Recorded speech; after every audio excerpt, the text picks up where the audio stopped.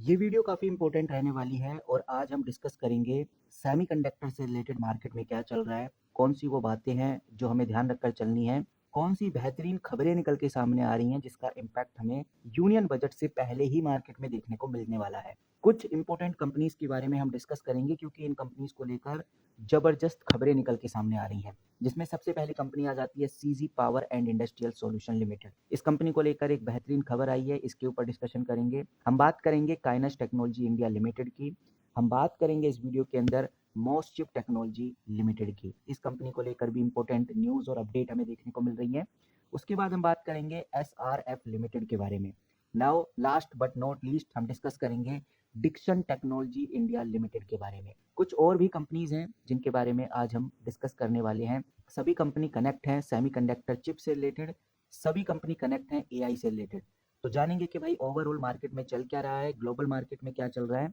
आज है गाइस 16 जनवरी 2026। तो 16 जनवरी 2026 के हिसाब से वो कौन कौन सी इंपॉर्टेंट खबरें हैं जो हमें ध्यान रखकर चलनी है, और आपको खुद ही आइडिया लग जाएगा कि अब इन कंपनीज में किस लेवल की ग्रोथ होने वाली है। सबसे पहले मैं आपके सामने एक इंपॉर्टेंट आर्टिकल रख देता हूँ। ये आर्टिकल द इकोनॉमिक्स टाइम्स के द्वारा पब्लिश किया गया है। 16 जनवरी 2026 का आर्टिकल है, आप डेट चेकआउट कर सकते हैं। बहुत क्लियर और साफ शब्दों में आपको एक इंपॉर्टेंट हेडलाइन देखने को मिलती है। ये हेडलाइन यूएस और ताइवान के द्वारा साइन की गई एक इंपॉर्टेंट ट्रेड डील है। यूएस और ताइवान ने सेमीकंडक्टर के ऊपर फोकस करके एक बड़ी ट्रेड डील यहाँ पर साइन की है। ये ट्रेड डील वाकई में आगे चल के चाइना को गुस्सा दिला सकती है। ये डील अनाउंस हुई थी थर्सडे को। इस डील के अकॉर्डिंग जो ताइवानी सेमीकंडक्टर चिप्स मेकर कंपनीज हैं, इन कंपनीज के ऊपर लगने वाला जो टैरिफ है, जो टैक्स है, उसको कम किया जाएगा। कहने का मतलब बहुत साफ है यूएस का कि इस डील के मुताबिक अगर ताइवान की चिप मेकर कंपनीज जैसे टीएसएमसी यूएस में अपने प्रोडक्शन को बढ़ाती हैं, तो उनको यूएस में चिप या फिर जो चिप मेकिंग मशीनरीज होती हैं, इनको इंपोर्ट करने के ऊपर बहुत कम टैक्स देना पड़ेगा या फिर उनको कोई भी टैक्स नहीं देना है।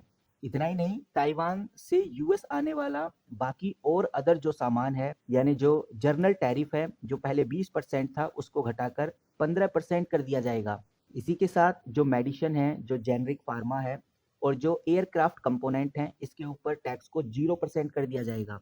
और इसके बदले में जो ताइवान की कंपनीज हैं, वो यूएस में जाकर $250 बिलियन, लगभग 21 लाख करोड़ रुपए इन्वेस्ट करेंगी, जिनका मकसद सेमीकंडक्टर मैन्युफैक्चरिंग यूएस में तेजी से बढ़ाना है। यूएस के एआई और एनर्जी सेक्टर को मजबूत बनाने के लिए ये डिसीजन यूएस ने उठाया है। कहने का मतलब ये है कि यूएस चाहता है कि ताइवान की 40% चिप सप्लाई सिर्फ यूएस से ही हो, ताकि आगे चलकर जो चाइना के ऊपर किसी भी तरह का कोई खतरा आता है, किसी भी वॉर लाइक सिचुएशन क्रिएट होती है, तो उनकी सप्लाई चेन में कोई दिक्कत ना हो। और ये डील वॉशिंगटन और टाइपीस के रिश्तों को काफी मजबूत करने वाली है, और इस वजह से चाइना में काफी अग्रेशन देखने को मिल सकता है, बिकॉज चाइना ताइवान को अपना ही हिस्सा मानता है। अब सवाल ये है कि भाई इस डील से चाइना को क्यों सबसे बड़ी प्रॉब्लम होगी, क्यों वो तकलीफ में रहेगा। सबसे पहला, चाइना ताइवान को अपना ही पार्ट मानता है। यूएस का ताइवान के साथ इस तरह की डील करना चाइना को इनडायरेक्टली चैलेंज करना है, और इससे आने वाले टाइम में यूएस चाइना रिलेशन और ज्यादा टेंशन में हो सकते हैं। और अगर शॉर्ट में समझे तो एक बात समझ में आती है, ये कोई नॉर्मल ट्रेड डील बिल्कुल नहीं है। ये चाइना के अगेंस्ट एक स्ट्रेटेजिक मूव है। सेमीकंडक्टर का मतलब ही है पावर, सिक्योरिटी और फ्यूचर टेक्नोलॉजी को अपने पास रखना। वहीं यूएस भी ये चाहता है कि हमारी जो चिप डिपेंडेंसी है, वो चाइना से हटाकर यूएस में ही शिफ्ट कर दी जाए। बाकी इस आर्टिकल में इंडिया का कोई डायरेक्ट जिक्र नहीं है, लेकिन सेमीकंडक्टर ग्लोबल सप्लाई चेन में एक बड़ा रोल प्ले करता है। और इसीलिए कुछ इंपॉर्टेंट कंपनीज हैं जिनके ऊपर नजर रखना जरूरी है, जिसमें टाटा एलसी का नाम सामने आता है, एचसीएल का नाम सामने आता है। वही इंडियन सेमी स्टॉक्स, जो कि इनडायरेक्टली बुलिश सिग्नल में रह सकते हैं इस खबर के बाद, इस तरह की यूएस डाइवर्सिफिकेशन के बाद। अब सबसे बड़ा क्वेश्चन यही आता है कि ये जो खबर है, ये जो अपडेट है यूएस और ताइवान के बीच में, ये जो ट्रेड डील है, इससे इंडिया के लिए क्या अपॉर्चुनिटीज हैं और क्या रिस्क है।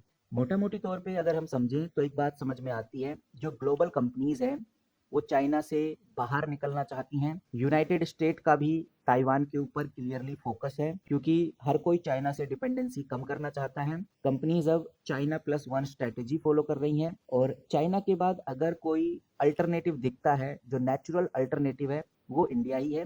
इसीलिए बहुत सारी कंपनी इंडिया में शिफ्ट हो सकती हैं जो चाइना प्लस वन स्ट्रेटेजी को फॉलो कर रही हैं। यानी कि अगर इंडिया रेडी हो तो मैन्युफैक्चरिंग शिफ्ट हो सकता है।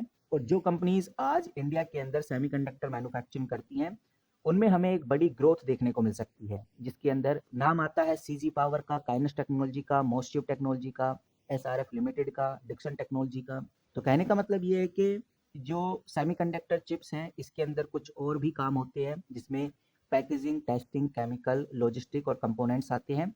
इंडिया फुल चिप मेकिंग में तो आगे अभी नहीं है, पर सप्लाई चेन में इंडिया एक स्ट्रॉन्ग प्लेयर बन सकता है।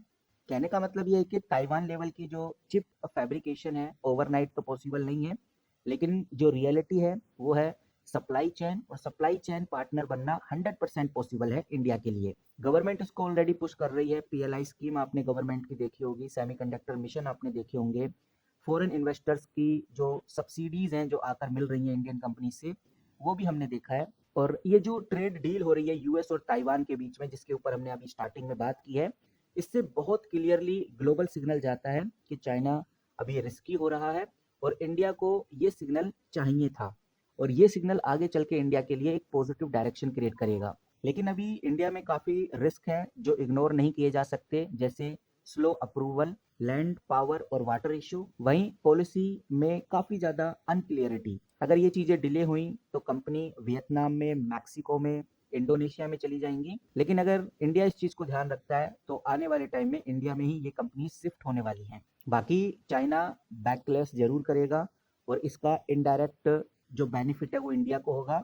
चाइना बैक क्लैश कर सकता है, वो चाइना ओपन वॉर तो नहीं करेगा, लेकिन वो trade pressure, border tension create करके कहीं ना कहीं अपनी मोनोपोली को बचा सकता है। बाकी अगर हम ये डिस्कस करें कि भाई इंडिया की किस कंपनी के ऊपर फिलहाल अभी के टाइम पे नजर रखनी चाहिए, कौन सी कंपनी में हमें तेजी से बोलबाला देखने को मिल सकता है, तो सबसे इंपॉर्टेंट और जरूरी कंपनी आती है वो है टाटा एलसी। ये कंपनी चिप डिजाइनिंग का काम करती है, एम्बेडेड सिस्टम बनाती है, ऑटोमेटिव इलेक्ट्रॉनिक्स का ये कंपनी काम करती है।